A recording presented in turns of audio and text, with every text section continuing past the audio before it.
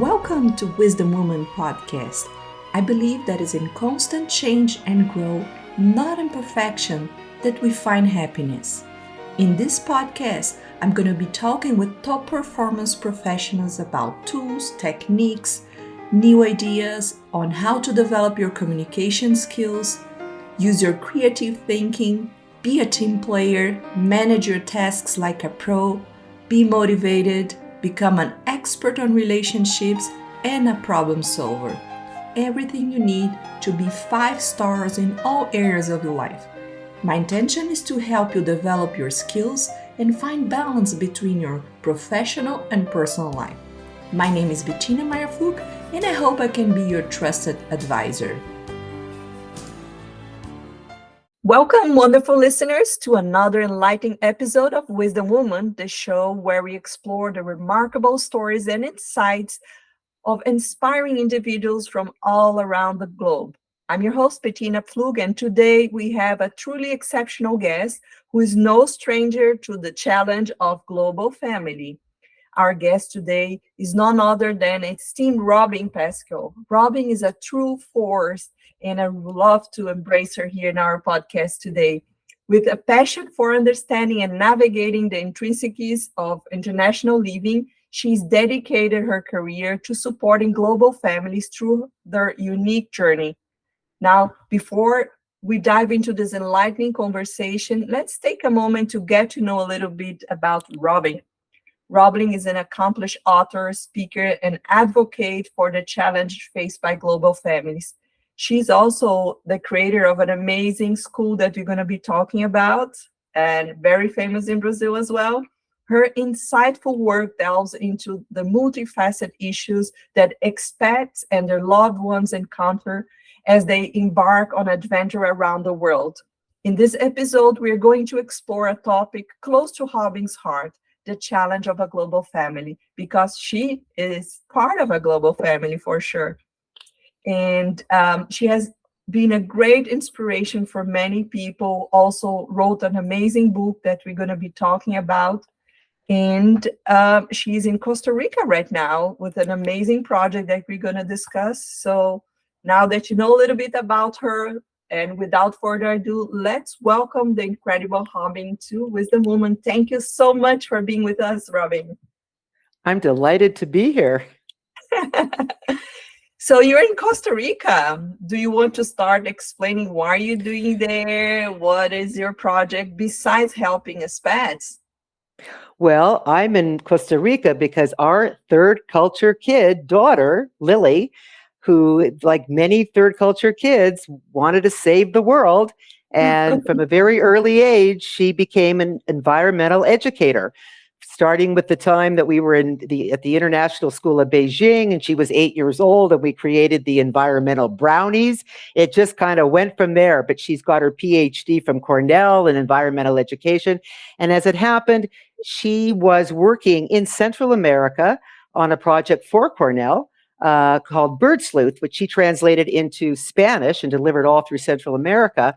And when the pandemic hit, she found herself here in this little place we are, San Vito, which is at the bottom of Costa Rica near Panama.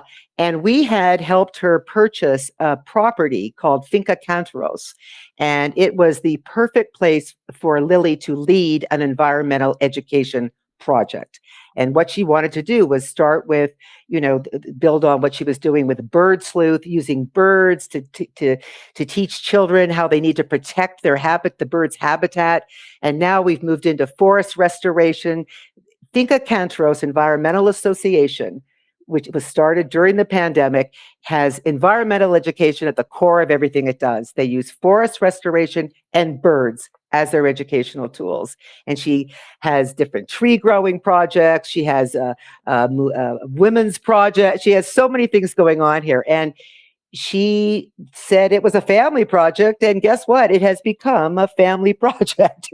We sort of said, no, it's your project, but we're all here. My husband very much engaged with it. Her brother is this back in Vancouver, but he is the CFO, I guess you could say, and I'm the fundraising communications person. We're all very much engaged, but On top of that, during the pandemic, when Lily couldn't travel, she fell in love with a Costa Rican man and delivered our first grandchild. And now in 3 weeks, she's going to deliver our second grandchild. So that's what I'm doing in Costa Rica right now. I'm helping to fight climate change and to welcome and be with grandchildren. That's so cool. I can hear with your story that your family is a global family. You started in Canada, but can you tell us a little bit about your experience of traveling with the family? How many countries have you lived? And for sure, this impacted how your kids are right now.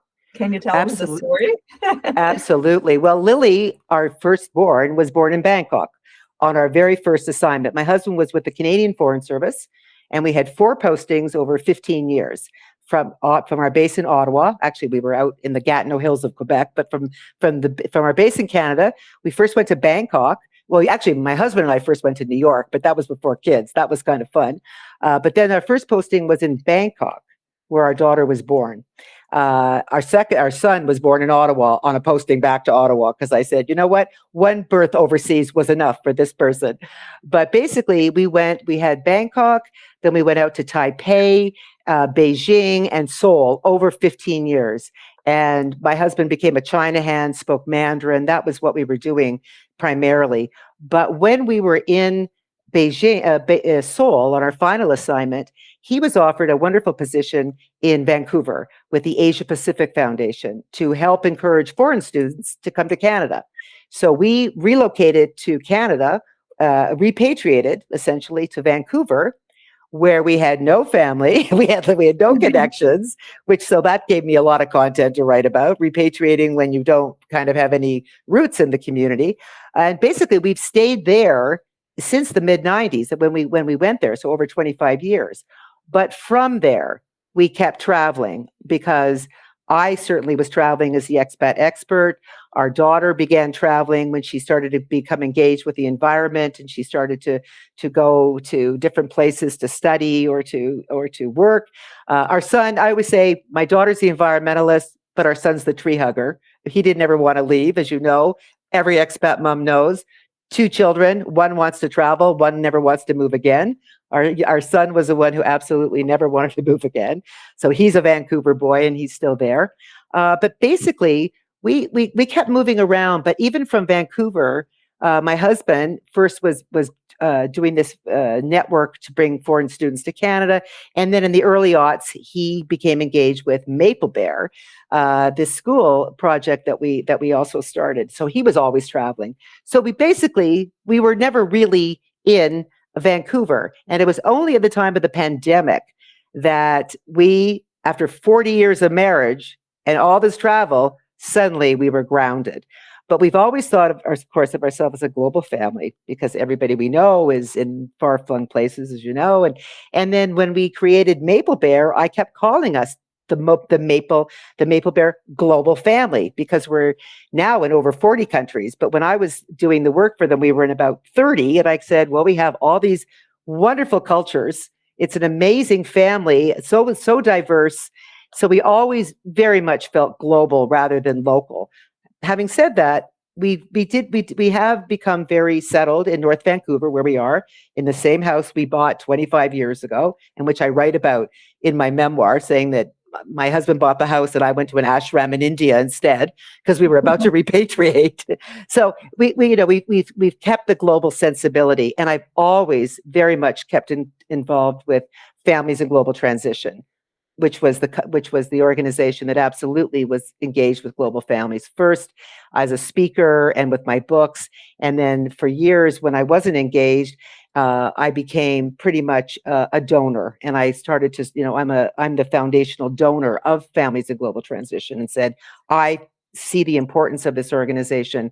I want to see it continue. What can I do? So even if I haven't been directly involved with expats and global families in the last number of years, I've supported the work of people who are doing that.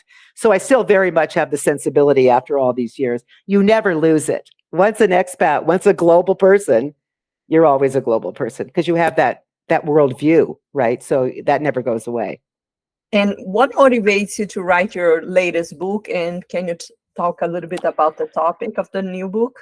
Well, I wrote 5 books for expats back in starting in 1992. In fact, I write about my very first book for expats. I write about it in this new book I wrote, which is a memoir. Now it's a memoir, The Carry On Imperative, a memoir of travel, reinvention, and giving back. And that pretty much covers everything. But basically, I wrote it because the pandemic hit and I had to retire. I couldn't travel. And I thought, I have no more excuses. I have to sit down and write this memoir. I have a lot of stories. But more importantly, I had a lot of stories about, I sort of joke, carrying on. It's sort of a two-edged thing. Everybody thinks I'm talking about carry-on luggage because I write a story about being a carry-on traveler. But I say it's not really about luggage. It's about baggage. It's about everything we haul around all our lives. And how do you, I like to say, get lighter later in life, because I had my 70th birthday this year and I thought, okay, I wanted to write a memoir and put it all together for the year that I turned 70 and really look at, well, how did I do this? And what's the theme running through it? And it's ostensibly the theme that started it was my own personal loss when I was a child. I lost my mother very suddenly when I was 12 years old. And so I grew up with that loss always hanging over me. But I found that and I write about this in this book, that I had tremendous support and role models of resilience. My book's about resilience, which, as you know, expats need in spades, and which is why Linda Jansen, who wrote The Resilient Expat, I had her write a little review of my book because she had, done all this research on resilience and expats. So the new book is really very much, it's a summing up of so many things that I've done. Sometimes I look at these essays that I wrote, it's all stories, and I went, who was that person? Did I really go to Chile? Did I really go to India? Did I really do all this by myself? But it's about carrying on and reinventing yourself constantly, which is what we had to do as expat accompanying partners. You had to figure out, well, what am I going to do? I was a journalist by trade, by profession, but I wasn't allowed to be a journalist in the countries I was in because you needed press credentials. And they weren't going to give that to somebody carrying a diplomatic passport. So, because they wanted to have the freedom to expel you. So I had to figure out other things to do, which is why I wrote my books for expats, because nobody had written the real story back 30 years ago, which was, you're kind of going to hate your husband for a bit. You're going to love him, but you're going to hate him for taking you to this place. And you're going to be, having these challenges with your children. You're going to get over it. A lot of women read my first book and went, oh my gosh, is that what I'm getting into? And I said, yep. And when I would meet them, when I used to lecture about it overseas, I'd say, aren't you glad you read my book first? Because you knew what you were getting into. Because so many people when I joined, we had no idea what we were getting into. Everybody was just telling us, oh, you're going to have fun. Oh, you're going to shop. Oh, you're going to do this. They didn't tell us how we were going to feel about ourselves. And that's what I was addressing, the emotional side of it. And I tried to do it with humor, and I try to use humor as well in my new memoir. Some of it's very much laugh out loud funny, and some of it is bittersweet because I'm writing about my mother and mother loss and all the wonderful people who stepped up for me and were there for me, which again is very similar to anybody going through a lot of different life changes, knowing that you have people who are there for you, who understand you, and the kind of work that you do, for example, back in the day, we would have loved to have people like yourself doing what you're doing and just helping us through the process. We had to figure it out on our own, which was why when I wrote my first book and then I sent more of them, and Amazon was invented and people could find me, suddenly I'm all over the world. And in those days, without Zoom, you had to go there. But people were desperate. They were desperate to hear a language about traveling, about third culture kids, about all this. All this wasn't in the language yet. So we were part of a crew, myself, Ruth Van Rieken, who does third culture kids, a whole bunch of us were out there trying to give everybody the words to express what they were going through. And most importantly, I was always focused on the women. Because to me, yes, there's, both people may be working, things have changed, but it is the mother who does assume, the wife and mother who assumes so many of the responsibilities. And if she feels good about herself, everybody will feel good about themselves, And if she doesn't feel good about herself, And I make a joke of that in my earlier books. If she's locked herself in the bathroom and won't come out, you know, that's not good for the family. And I have my own experiences with that, where my son is a child, a 2-year-old in Taiwan, the language he was using, I thought, oops, I think he's getting that from his mother, who's not happy. I saw how it all played out. And I thought, why not put it down, in books and in lectures? Not rocket science. So much of it's very obvious, but I think that people need to have their experiences validated. They need to know that they're being heard. And when I first started out, women were not being heard. We were just told to get on with it. So I wasn't a very popular figure, I'll say, with my husband's government department. They thought, oh, maybe, Robin's book shouldn't be read by anybody. She's a troublemaker. But you know what? I'm proud of that. Can you tell us a little bit about the challenges? Do you think the main challenge you think the spouses face when they move to a new country, in your point of view? Well, I think once they get past the logistics, which are just the exhausting challenges, the actual logistics, it's really about identity. It always came back to identity, how they felt about themselves, how they saw themselves, because we seem to vanish. I mean, when I wrote A Movable Marriage, I used to joke that we wore our husband's rank on our sleeve like the military do. We were Mrs. Husband's job. I was Mrs. First Secretary at the embassy. And it was like, really? Or and then, when you become a mother, you're like Lily's mom. No, I'm Robin.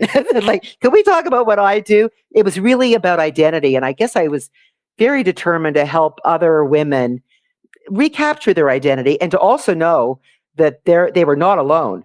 That when they thought, oh my gosh, that person over there looks so together, she's not. She's struggling just like you are. You know what I mean? Like, you always, this is before Instagram and social media, where you could actually see people and go, oh my God, I want to look like them. In the early days, it'd be like someone you saw at a cocktail party who effortlessly, like for me, our first posting was Thailand, and a wife who effortlessly spoke Thai when I could barely say, turn right at the next, I would be I'd be so intimidated. You'd get depressed. You'd think, oh my gosh, who am I? It really was identity. Just like the children were always going to, where am I? Who am I? Where do I belong? Who am I? The first point of that to me always started with the mother. And to me, the mother, and women who aren't necessarily mothers, they're struggling with who they are. So I would say of all the big challenges, it would be identity, would definitely be number one. I agree with you, and I can tell a fun story that happened with me when I arrived in Colorado. I was a transgender's wife from JBS, but I can assure that after 6 years, what made me laugh was that he came to me, Betina, no one knows me. Everybody calls me Betina's husband. Oh, are you Betina's husband? Because I was so involved with the Brazilian community, with all the local community in Colorado, doing my work, helping accelerate small businesses. Then people started recognizing him as Bettina's husband, not himself. And when we do the shift, it's like, Isn't that fun? I had that very recently with my husband and Maple Bear, because when we travel together, he's kind of quiet. And in fact, he loved me traveling with him, doing the communications, but also I could make all the small talk. I could look around our schools and go, oh, wow, what great light or something. And I was always very much engaged with our partners. And so when I stepped back a few years ago and he was still involved as the chairman of the board, and he'd be at meetings and they'd say, how's Robin? And where's Robin? And where's Robin? And he'd come back and he would say, oh my God, all we want to do is find out about you. And I said, good, that's as it should be. That's how we're finally, we're balancing this now. So yeah, it was funny because identity, as you know, it's got so many facets. I mean, you're so many people, and even the concept of identity has changed so much over the years. But at the heart, identity to me is how do you feel about yourself? How do you see yourself? And what I wanted to do was help women see themselves in a positive light and in a very a strong light that they can do anything. Because I would say, you moved here, didn't you? It's like, let's make that the starting point, right? I mean, in other words, I'm a very positive person, a very glass half full. So it really was, let's focus on the positives, move past the negatives. Like I used to tell my children, you have 5 minutes to feel yucky about something, and then we're going to move on. And that's sort of how I was, kind of a tough love person, I suppose, also with the women I spoke to, but I wanted them to get on with it. And what tips can you give to our audience here on how to develop their identity when moving to another country? As you said yourself, you were a journalist and it was hard for you to be a journalist in a new country. For me as well, I used to own a marketing agency, and it was hard for me to do everything that I was used to without my team, without knowing the language and having to reinvent myself. How do you reinvent yourself when you arrive in a new country? I think, first of all, and I used to say this to women everywhere, I say, give yourself time. I met more women who literally would land in a plane and they had to be doing something right away. It's like, no, slowly. Okay. You need to give yourself time, first of all, to get everybody settled, including yourself. Get your logistics done first. When people retire now, they say, don't do anything, don't change anything for a year. Now, sometimes you're on a posting for only 2 years, so you don't want to kill a year. But I'd say give yourself a certain amount of time, 3 months, 6 months, to just breathe, to just, okay, here I am. Because I knew women who would line up stuff in advance. I have to do this, or I've got, and they'd get there and go, oh no, I don't want to do that. Or they would find out it was impossible to get to where they thought they wanted to go. Or there was just all these things. Don't do anything until you're on the ground and you've really got a sense of the lay of the land. That would be my first piece of advice, to give yourself a break and not feel that everything's got to be done the next day, right? So that give yourself time to really figure out what you want to do. And then the next thing is, of course, talk to as many people as you can, because one conversation, when you go out for coffee with somebody, not only do you feel better because you've interacted with somebody, because I always remember that from postings. The first time another wife would take me out to lunch, it was like, I feel more normal. But I would say, ask a lot of questions, see what everybody else is doing. Be curious about what everybody else has managed to do, and ask a lot of questions, and listen to what people are telling you, because we do, when we've lost our identities, we do want to sit down with new people and tell them everything about us in like 5 minutes, and you don't need to do that. In fact, you'll do better by listening. Doesn't mean that you shouldn't share what your thing is, but don't feel compelled that you have to, say everything that you've done or whatever. But we all do that because we're all really insecure. I'd want to say to people, I used to actually have a job and be quite popular or whatever, you know what I mean? Because you were always struggling. So basically, try to, talk to people, and more importantly, listen to people and get their advice. And basically, I think those two things would get you started for sure in those first few months. Yes. When I moved to the United States, what helped me was to give myself this time that you mentioned. 6 months was when I started thinking, oh, I'm having 2 hours free per day to do something else. What can I start with? And really helped me when I went to a networking meeting and I met a coach, and she was so inspiring. I said, oh, I need to talk with her. So I scheduled a coaching session, and with her help, I was able to create a plan, or where I wanted to go and what I needed to do. And I have several thoughts, but she said, why don't we try it out? I wanted to work with nonprofits at the time. And she suggested me to do an interview with some nonprofits to see if this was really what I wanted. Exactly. So it landed exactly on what you said, talking to people. But the second time I did it more professionally. It took me only 2 months to be up and running. I had a database. I met 287 people in 3 months, and I was tracking all the interactions. I went for coffee twice a week. So I was really more focused because I knew what I needed to be successful here. But hearing people, Robin, I think it's also nice to learn about the culture, because what used to work in your previous country sometimes doesn't work in the new culture. I think this is the big learning curve, don't you think? Absolutely. You have to understand. I always said you had to understand two cultures when you landed. You had to understand the local culture, which you were going to be enjoying, and language and food and the people, their customs. You also had to understand your expat culture, because every expat culture I noticed in my experience was different. And same, but different, as we just wrote that t-shirt, same, but different. every expat culture I used to speak to assumed many of the qualities of the country they were in. So I'll give you an example. I would travel to, say, Hong Kong to speak. And it'd be very businesslike. It'd be very focused. This is what we're going to do. Just because that was what it was like at the time in Hong Kong. Very business. I go to Thailand. Oh, hello. Oh, sure. Bring your friend. They're very hospitable. Oh, bring your friend. Oh, we're going to eat now. It was all sabaidi, which is all, feeling good. These were the expats. These were the oil wives. This wasn't the locals who were acting like this. These were the expats. The the local culture wears off on you in a positive and negative ways. But so when I say, learn your culture, you want to look at both. You want to look at the culture you're now going to enjoy for a few years that you don't know anything about, but also what's this expat culture like? Who are the people here, and how have they taken on traits like hospitality or business or just wherever you were? I found that really intriguing. So, but you do absolutely need to study the language and to start the food, and absolutely. I resisted women's groups because I went, oh, I don't join women's clubs. Was I ever foolish? On that first post, I didn't do that. The second post, absolutely. I was like, how many women's groups can I join?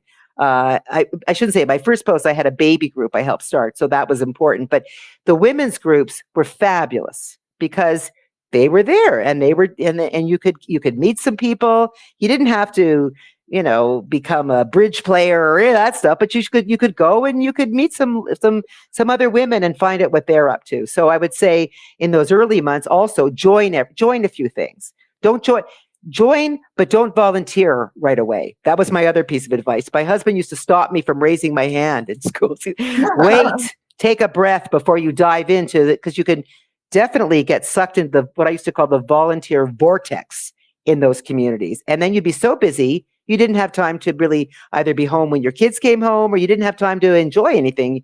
You started to resent stuff, because a lot of things that used to happen, I think I wrote this in my first book, if you made friends too quickly, sometimes you were within not too long, you were trying to figure out how to extricate yourself from that friendship. I taught that to my children too, that sometimes when you went to a new school, I taught them to be friendly, because I said, remember when you were the new one, so reach out, try to be friendly. But sometimes kids who maybe hadn't made a lot of friends would glob on to a new kid, right? And the new kid would go, oh, great, I have a friend. And then they would find out, oh my God, now I have to shake this friend. She's not nice, or she's not something, whatever. So again, you have to be circumspect in how you make your relationships, or how you form relationships at the beginning. And, when I say move fast and meet people, but move slowly also, and go, okay, I'll just do a few things. I won't get sucked into everything, or get sucked into friendships that I maybe don't necessarily think are going to last, and I'm going to have to get out of. So again, but we all know it's hit and miss, and you learn with each post, don't we ever? You said the first post you gave yourself 6 months, the second post you were off, off and running. So each woman or each person basically knows what her abilities are. So you have to listen to yourself, and shut out a lot of stuff. Certainly shut out sometimes some of the stuff your husband's saying to you. I made a lot of jokes about that. It's like, what does he know? He went to the embassy, or he went to his job. He didn't have to figure out all this stuff, right? And so sometimes my husband would say stuff, and I go, really? Okay, you go in the corner. I don't want to talk to you right now. Because remember how marriage was at the beginning. It's like, okay, one person had a job and one person didn't. And that changed the balance of the relationship. So, that can be kind of tricky too. And I like what you said about getting to know groups. And what helped me adapt was finding tribes that had the same interest than me. For example, I used to do ikebanas in Brazil because my father was an orchid collector. So I got into this. I got into scouting. I got involved with Rotary. And you're right. You have to find those tribes, but go carefully to see how much you're going to get involved. If not, you're going to be 100% with this tribe. You don't open yourself to get to know new tribes that you might experience as well, if you are open-minded for that. And you're absolutely right, because some of those women's groups, I remember, four women would sit at a table and you try to join them and they would look at you like we already have four. I mean, there were, and the funny thing was, I still remember it was our last posting in Seoul, and I said, enough of this. It was a women's group. I would stand at the entrance when people were first coming in to sign in or pay. And I told the organizers, I said, I'm going to stand here. And when I see someone come in with that look of shell shock, I'm going to go right up to them and say, you're new, right? Great. I'm Robin. Now let me introduce you. Because you remember those entrances where you'd kind of stand there and you'd be looking around and no one was like, oh my God, I hate that.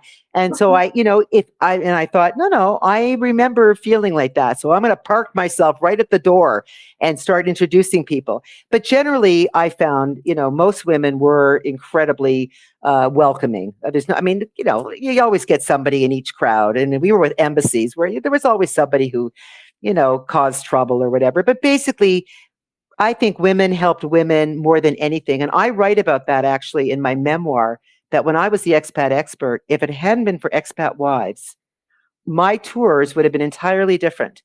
They helped me set up so many things. They were my cheerleaders. They were my publicists. They knew the value of what I was saying. They would go to the international schools and the guidance counselors and say, Robin's coming, let's have her. You had this whole cohort of incredibly professional women who could do anything. I mean, I always said they could run the corporations that their husbands were working for. And they were very happy to help other women as well. So, I would guess I would tell a woman, don't be afraid to ask for something, because you know what, you don't ask, you don't get. And otherwise, if you don't ask and you're mad and you're sitting in your apartment or your house, that's not healthy. So you have to learn to ask for help, which for some women, that can be very difficult. And talking about helping our kids, what do you think was the most challenging thing in relation to the kids going abroad? Well, it always depended on the personality of your kids. Because like I said, I had one who's global and the other is a tree hugger. I think you need to realize that, we all know this, you have two kids, they're entirely different. So they're going to have entirely different needs, and they're going to be they're going to react to a post differently. So where my daughter just kind of, oh, isn't this great? Every place we were, my son was very, why am I here? Like, he was the one who resisted it. So I was very conscious of what I needed to do for both children, and that wasn't necessarily the same thing I needed to do for my daughter that I needed to do for my son. So my daughter was much more autonomous, was much more, off and running or whatever, but I knew, okay, I'm going to have to spend more time with my son and get him settled. So I think when it comes to settling children, I always say, the parents, and a mother in particular, knows their children best. I think, and I told women this right from my very first book, I said, when you get overseas and suddenly you're invited out with cocktail parties and all these functions, and isn't that wonderful? And you leave your children back at the apartment or the house with a maid, with somebody, with a caregiver who I said may eventually become a beloved member of your family, but at the very beginning of the posting is just a scary stranger. So I would tell women, you know what? You don't need to be running out as a dilettante and a socialite every night at the beginning of your posting. So I would say it was very important to be there for your children for those first few months. I mean, I was always home when the school bus came. I just said, this is it. I'm going to be here, because it's very, very important to them. But again, it depends on what you're doing. I mean, some women may be working and they do have to get out. I mean, I'm talking about the woman who has a choice to be home or go to a cocktail party. It's like, you know what? In the early days, why not be home for your child? Just to, especially if they're under 12, under 10, they're still what I used to call the golden years, under 13, when they still liked you. I would still be there. I would try to be there for them. So that would be overcome the challenge of them settling in, helping, the mother being there. So I guess that's my piece of advice. But it makes sense. I used to be there for my kids when they come back from school, and it's nice to hear their stories, who they start talking to, the friends they made. And if you have the chance to become friend of the parents of the kids your kids like, that's very helpful as well. So you can engage with going out together as a family, and sometimes they're shy to deepen their relationship with other kids. So if you can create opportunities for your kids to be around of the ones that they like, that really makes a difference. Sometimes they need a little Absolutely. help. I think it's hard. They can recognize when they get along well, but they cannot take the first step to engage with these kids. So if you can help on that, it's really helpful too. Exactly. And it's interesting because in my memoir, I have a bittersweet essay, which I call The Big Job. And the big job is really about women who take big jobs and are always out, out and traveling and at meetings. And I write about the fact that I didn't want to have a big job. I wanted to be home. And I write about the fact that I wanted to be home because, of course, my own experience was my mother died and my mother, I didn't have that. But I also thought because they were foreign service children, there was going to be a lot of upheaval. And I wanted something to be a constant for them. And so even when we would be back in Canada during our in between postings, I was there when the school bus came home.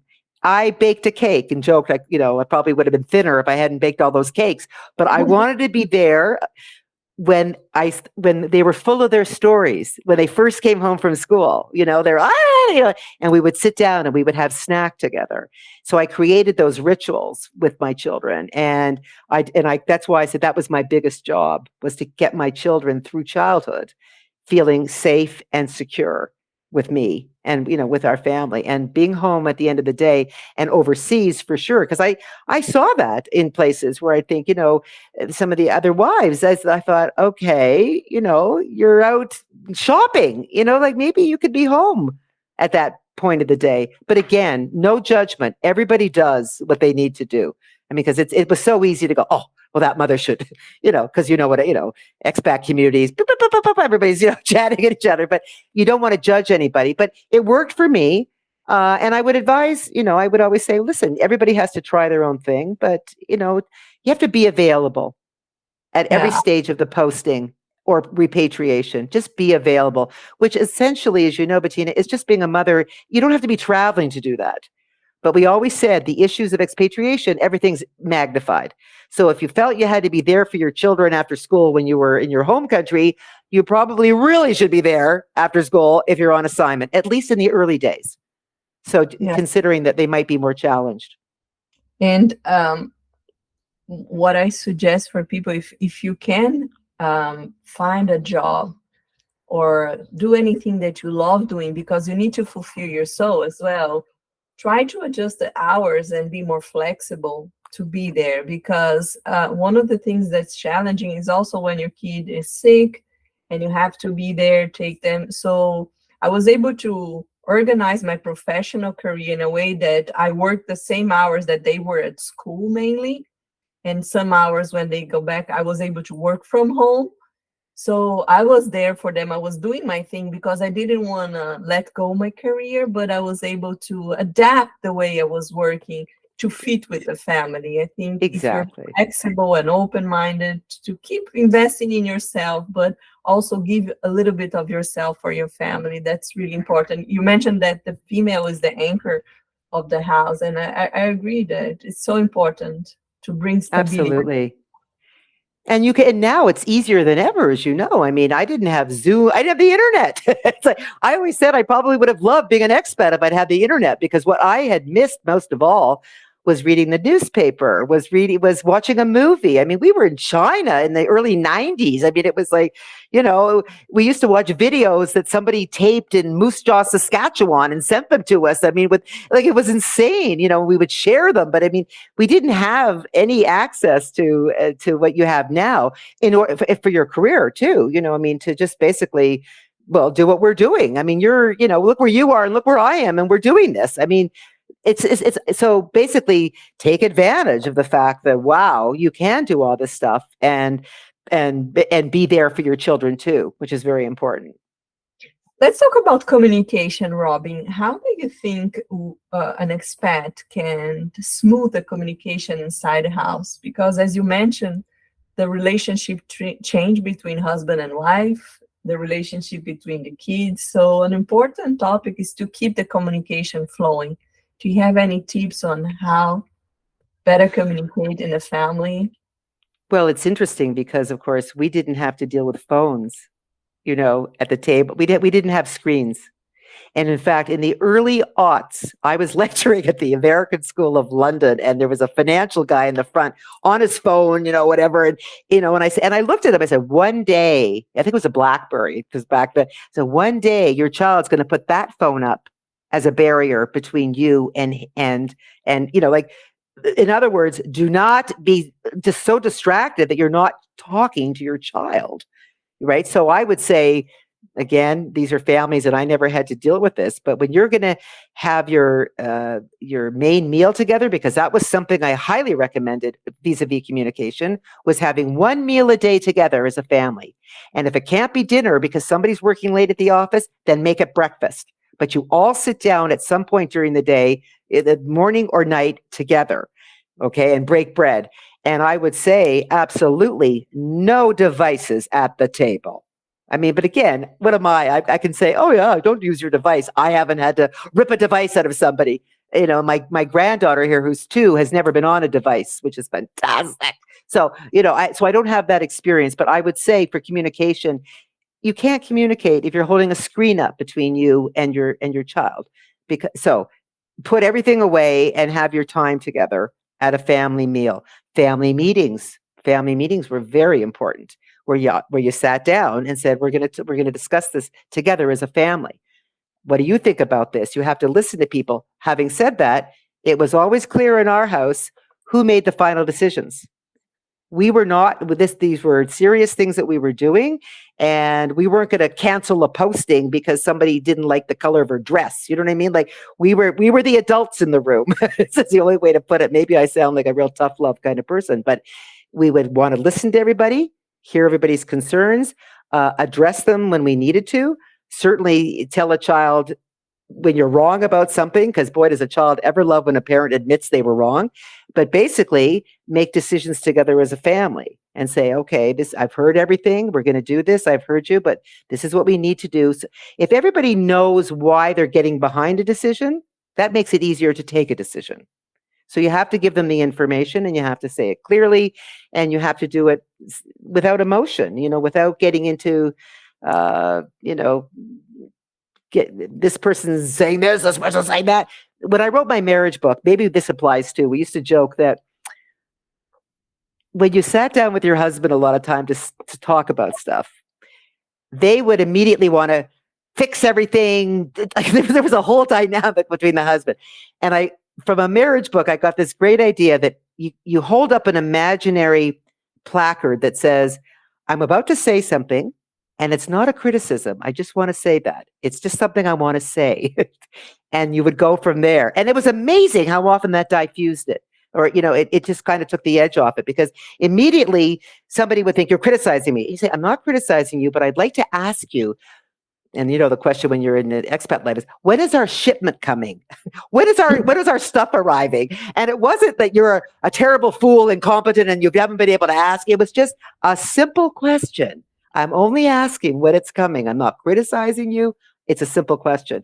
Because as you know, conversations can lead to things get kind of crazy sometimes when people don't, they jump to conclusions. So I would say to sit down as a family, talk about stuff, make sure everybody's opinions are heard, make it clear who's making the decisions at the end of the day, and try not to put any barriers up when you're having that communication.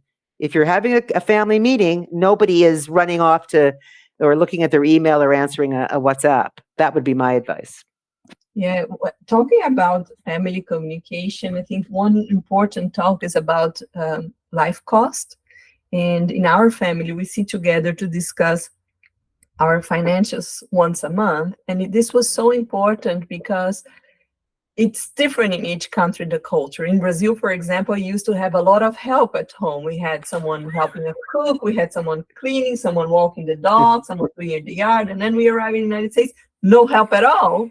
And we couldn't fit hiring anyone to do those tasks. So we had to talk with the kids. Hey, here's going to be different. Everybody's going to clean their own bathroom. Everybody's going to help clean the house once every 2 weeks. And how can we divide the chores? And we were explaining them, do you want to keep traveling once a year to have a nice vacation, or you want to hire someone to clean the house?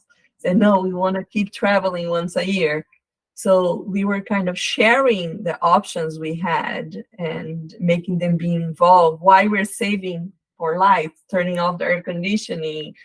And here in Australia as well, now we moved to Australia, the life cost is much higher than United States. And we had to take decisions, okay, where can we cut? How can we help each other?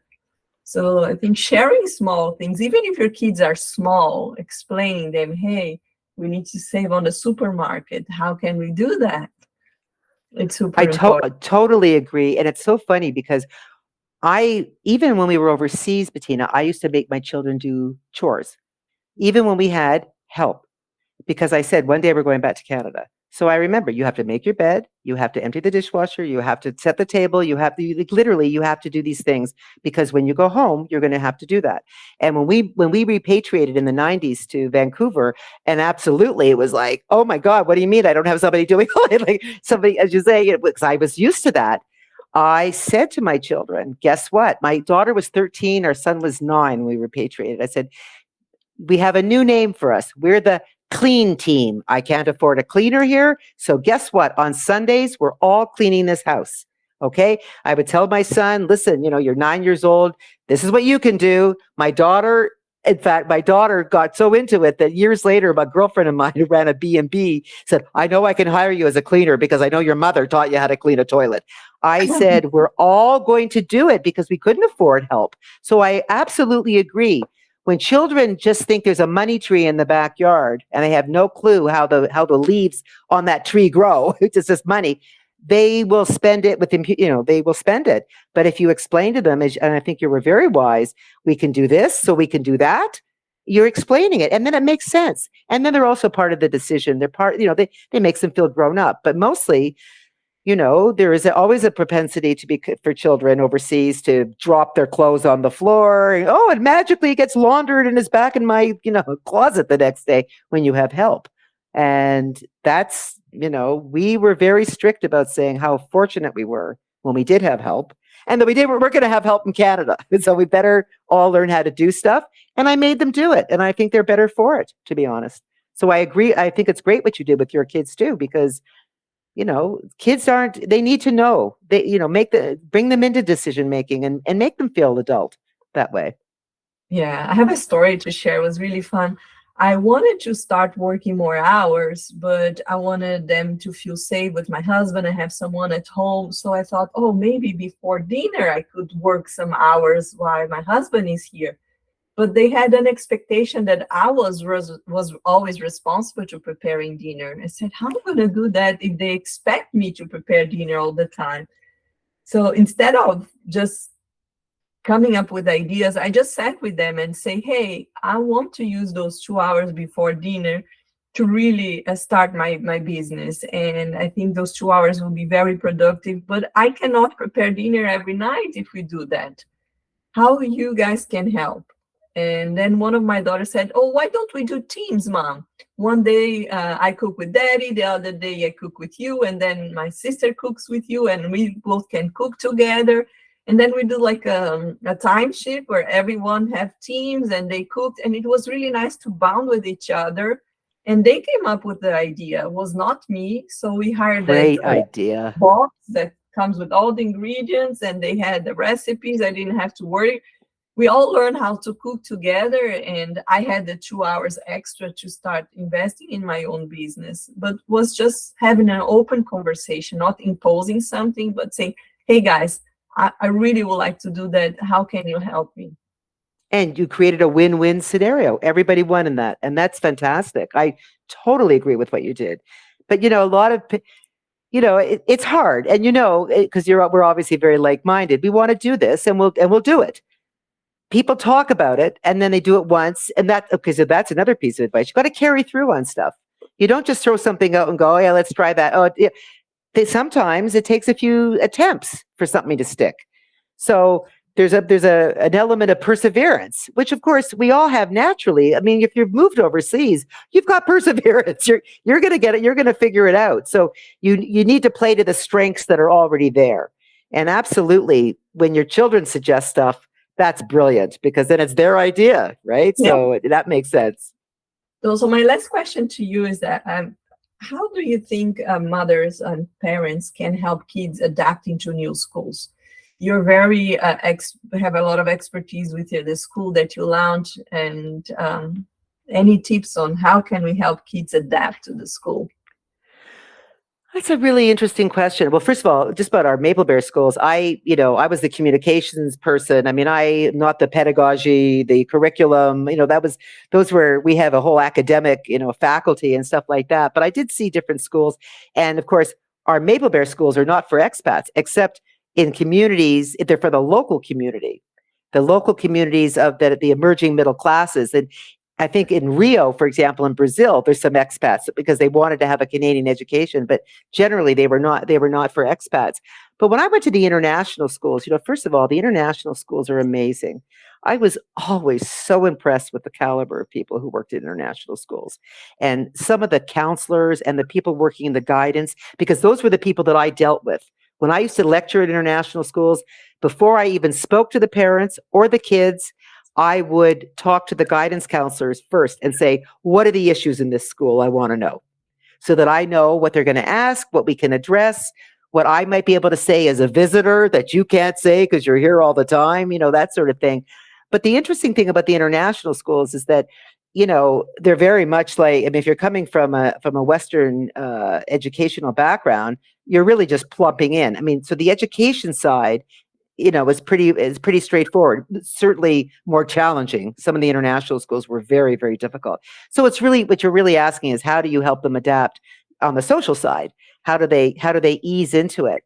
One of the things about postings was, how far ahead do you go to your posting? How should you go? A month before school starts? Should you go the day before school starts? I always say it has to be a happy medium. So when you arrive at post, I would say 2 to 3 weeks ahead, give yourself a few weeks with your children.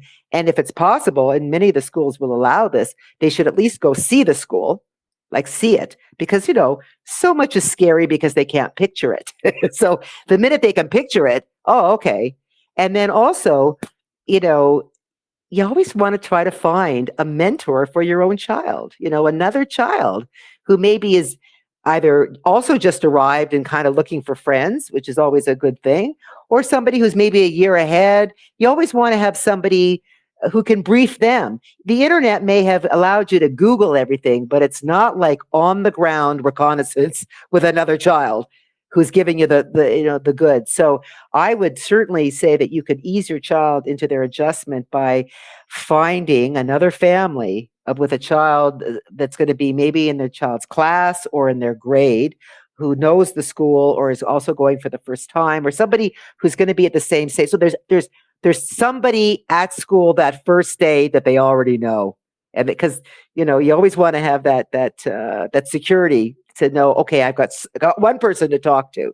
So basically, if you can line up any kind of school tour, meet some other children, meet somebody that maybe is also starting, the same time, or meet somebody who's got some advice for a child, what they might learn. That's always helpful.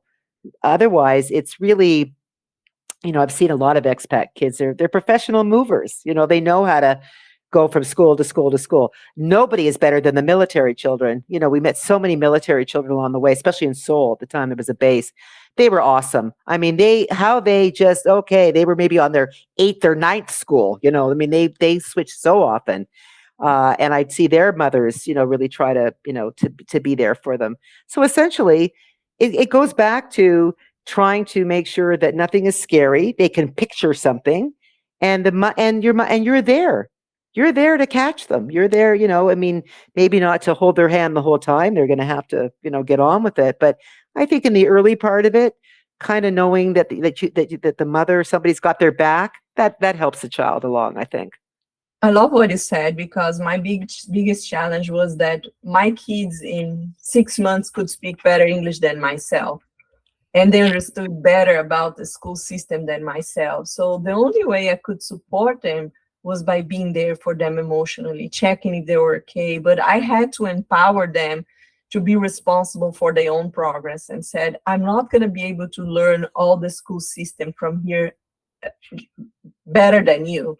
So I hope you have friends. Like I motivated them to make friends, like you said, but said you're responsible for your own success. You can make this school work, and doesn't need to be an international school. They were in public school in the United States, but I was there emotionally to hold them, like you said, Robin, so important. I was there checking how are they feeling daily, if they were stressed for a test, if they having good grades. I was there and teach parents meetings, but I couldn't understand about the school system, to be honest.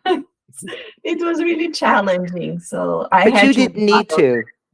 You Yeah, didn't need to. All you needed to do was be their rock. Their yeah, rock, and that's why I used to joke that I would try to not show when I was feeling distressed about something. I made a joke about going hiding in the bathroom, but the idea was don't let them see it. They pick up everything. They're sponges. If you're upset, they're upset. I know that from when we moved to Taiwan. I was a mess. I did not want to go to Taiwan when we went there. We were supposed to be going to Hong Kong and they switched it at the last minute. And we went to Taiwan. We had no diplomatic relations. We had no support. And okay, my son picked up on my distress. But on a positive note, I was so motivated to write my book for women to tell the real story of what we were getting into that I actually, I would drop him at a nursery school for 2 hours a day so that I could write this book, which became The Wife's Guide, my first book. So, but I didn't want him picking up on my distress because so emotionally, they're just sponges. So basically, again, it goes back to how we started this conversation. If a woman looks after herself, absolutely, the oxygen mask analogy works. You got to look after yourself with that oxygen mask so you can then look after your children.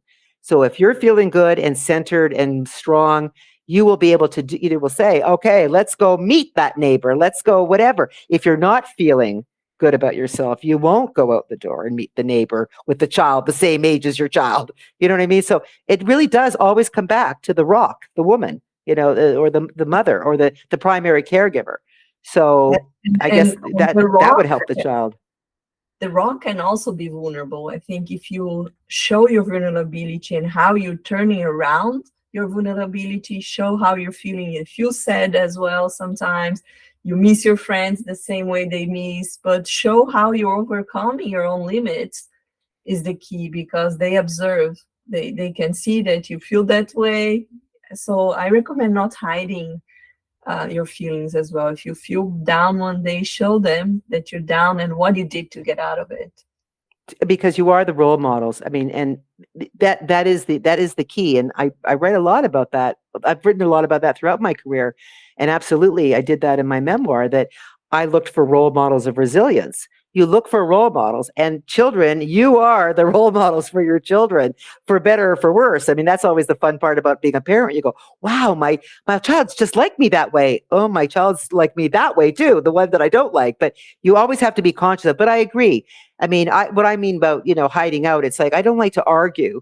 I don't want them to hear raised voices. I don't want them to be afraid, but showing vulnerability, absolutely. And allowing the child to help soothe the mother is not a bad thing because then they will understand the importance of even looking after themselves. As you say, I love that you've really focused on personal responsibility because that is something that's been challenging. When I was writing my books in the aughts, it was at the very beginning of what we called helicopter parenting. I was talking about that in 2003, and everybody said, "What are you talking about, Robin?" I said, "You're hovering.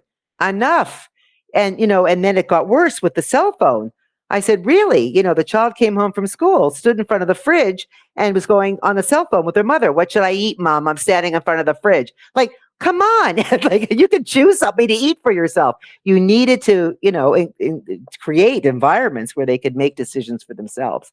And it sounds like you really have done that with your own children. How old are your children, by the way? I'm just curious.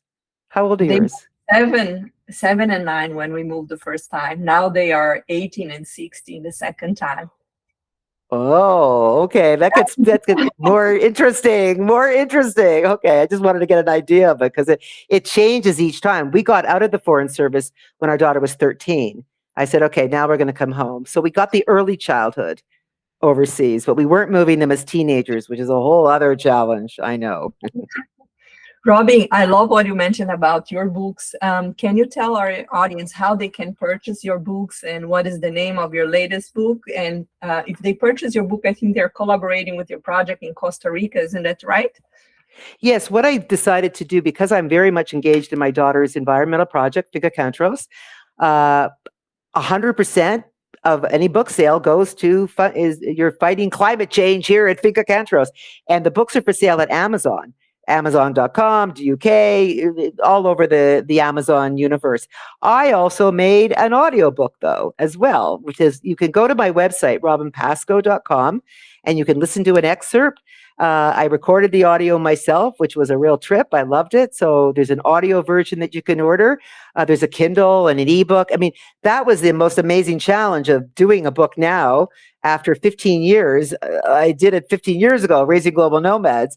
And suddenly I had audio, I had ebooks, I had all these things to do, but it gives people a different options of how they're going to consume my stories. But basically at Amazon, whatever I make from an Amazon sale, it goes right into the Finca Cantros Environmental Association's coffers. So basically it's a fundraising venture. And I joked with you before when we were talking that I used Chat GPT. I was trying to figure out how to use it.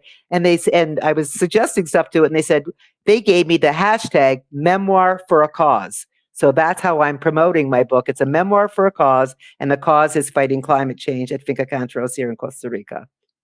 Oh my, thank you so much. Well, that was an incredible conversation we had today with Robin Pascoe, and I hope our amazing listeners found insight and enlightening the inspiration that she shared here with us. Her wisdom and challenging and life experience, it's really incredible.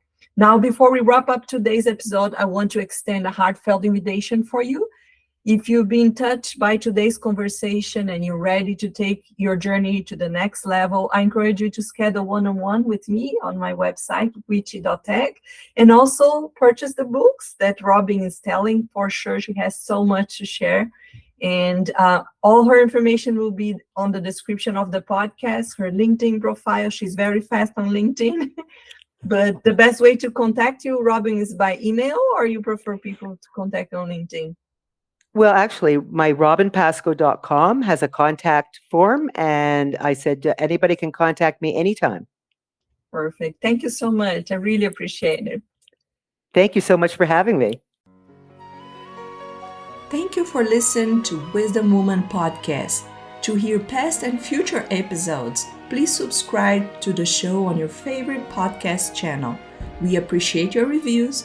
To give us suggestions for future show topics, please write to us at podcast@witchy.tech. If you're interested in having me as your trusted advisor, schedule a strategic coaching session on my website, www.witchy.tech.